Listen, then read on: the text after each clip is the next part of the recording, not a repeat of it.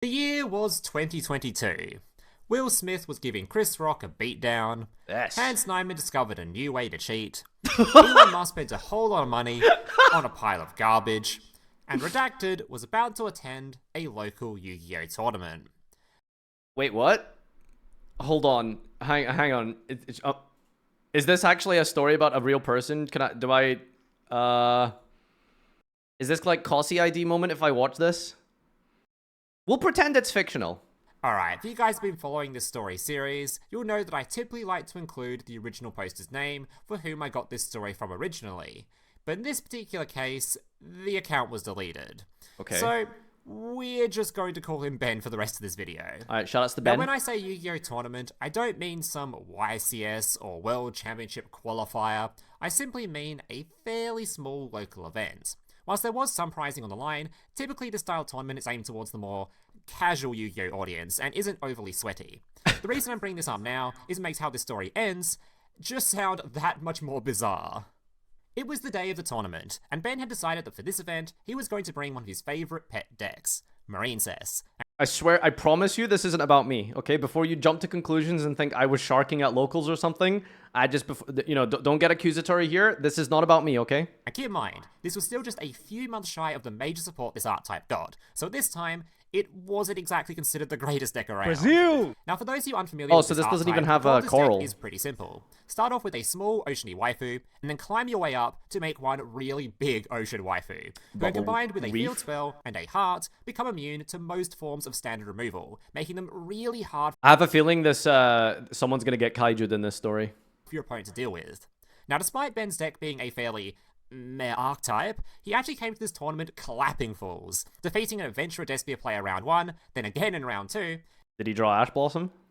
and finally a Zombie World player in round 3, before heading into the final round 3-0. Ooh, Ben's It popping was off, round dude. 4 of the event, and Ben sat down at his table and watched his opponent did the same.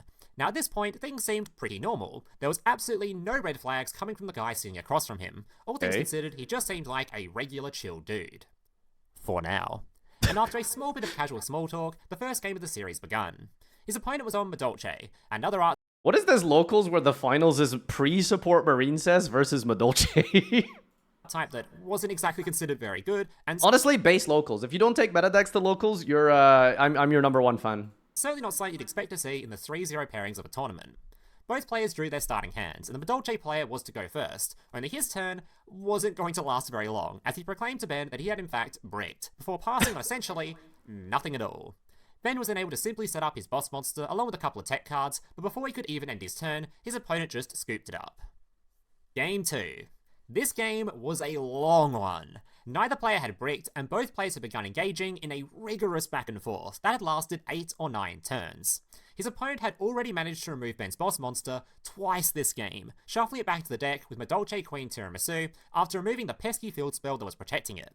But once again, Ben had managed to work his way back up and resummon the Bubble Reef, as well as recycling and Does he play 3 bubble? Oh, I guess it shuffles it back. Never mind. activating his field spell once again, and after sending a couple back row cards, he simply passed the turn. Okay. Now at this point, his opponent was on a bit of a top deck mode, as although he had a few cards left in hand, his field was completely empty, and he was left desperately looking for a way to make a play. But thankfully for him, he drew one. He started by activating the continuous spell Madolche Salon. All you need to know for this story is this card remains face up on the field, and at any point, can grant you an additional normal summon of a Madolche monster for the turn. Just remember the emphasis on can. He then proceeds to use his normal summon for the turn on a Hoot Cake, which is immediately met with Ben's face down, Infinite Impermanence, which is a card that negates a monster effect and negates all spell and trap cards in the same column for the turn. And unfortunately for our Madolche player, he I see what's gonna go. I see what's gonna happen here. had placed the Salon directly down the line from the Imperm. It was negated. His opponent paused for a moment, clearly realizing the stupid mistake of playing into a potential Imperm column before deciding to try a normal summon again. Ben raised an eyebrow. You can't do that. Your Salon's been negated. His opponent Oh god, this situation. So when you normal summon, I think you have to declare that you're using the Salon normal summon. Right? Then when you try and use your second normal summon, that is your actual normal summon for the game. So They normal summoned. Now that they've been impermed on Salon, they're going to now claim that their Salon normal summon was the one that they normal summoned first and began their turn with, not the normal summon. Looked up from his cards before stating, yes I can, I'm not using the Salon. I already used it earlier. Oh boy. Now, whilst it is true his opponent could have used the Salon earlier for its additional summon, it is very obvious that he did not, as that would require him to actually declare he was using the effect, as it is optional.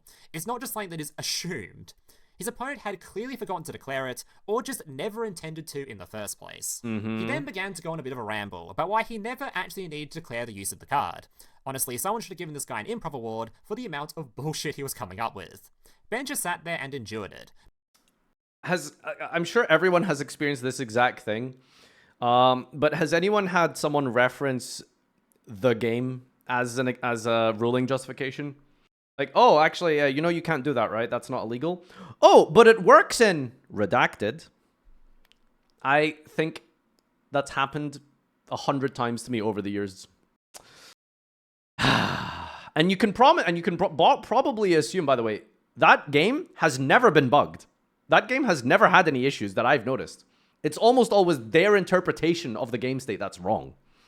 But eventually decided after a few minutes, screw it. It's just a local event, and he really didn't care to argue or escalate it to a judge call, and it would honestly be more fun if the game didn't end here anyway. So he eventually just let his opponent go. His opponent then spent the next few minutes figuring out a way to eventually remove Ben's Bubble Reef, before swinging in for a little bit of damage and passing the turn. Now, unfortunately for our little Madolche friend here, Marine Cess can be particularly good at grinding out games, considering the entire deck is just built around one-card starters, to which Ben had drawn yet another one, and proceeded for the 4th time this game to summon out his boss monster, to which he then asked his opponent, do you have a response? Everything went quiet for a moment as his opponent just stared at the Bubble Reef, before slowly turning his attention towards the field spell. Suddenly he stood up, and reached across the table and grabbed the card, and vigorously dragged off the sleeve. He then looked up, stared Ben directly in the eye, and stated, you win. And without breaking eye contact, began aggressively tearing the card to smithereens. At this point, the entire room had caught on to what the fuck was happening at the table next to him, and everyone was staring completely astonished by the events unfolding before them. His opponent then picked up his deck box and pelted it directly at Ben, before exclaiming, it's yours now. Power walking his way out of the store, without even collecting his second place prizing. Yo, free deck? The store owner quickly rushed over. What on earth did you do? To which Ben responded, I played the game and I won? Ben had most definitely won. No, you didn't just play the game and you won, okay? You summoned the boss monster that was unaffected, okay? Match. That was a problem. What happened to his opponent, he did actually return the very next day to collect his deck, as Ben had kindly left it behind. He didn't really hold much of a grudge over the field spell, as it was only like 30 cents anyway, and kind of felt bad for the guy. So he left the deck with the store owner, who had contacted the Madolche player to come collect it. But after he collected the deck without saying a single word, he just left the store and never returned again. And that is going to mark the end of today's tale. In case you ever do randomly see this, thank you so much, Ben, or whatever your real name is, for sharing your story online. And if you too have a story or tale from your time and event you would like to have featured in this series, feel free to write it in the comments down below. Just make sure to leave enough detail comment stories, so jeez. A full video. If you enjoyed this video, make sure to leave a like and subscribe to the channel. And if you'd like to... Alright. Oh, I have a story here. Jeez, whoa, people are writing out their stories in the comments. Damn. All right, easy content for me. Well, there it is.